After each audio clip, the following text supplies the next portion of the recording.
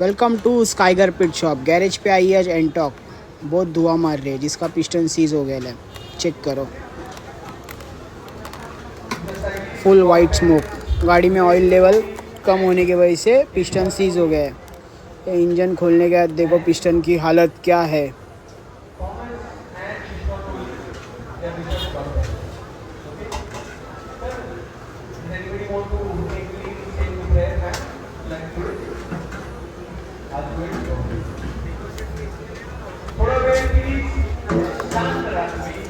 देखो इसका piston seize हो गया है, पूरा पिस्टन का पूरा काम बच गया है। ये नया पिस्टन 25 नंबर।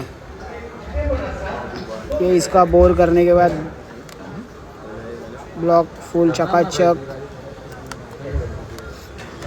ये गाड़ी के नवे वॉल व्हील, ये पिस्टन गाड़ी में फिट हो गया है।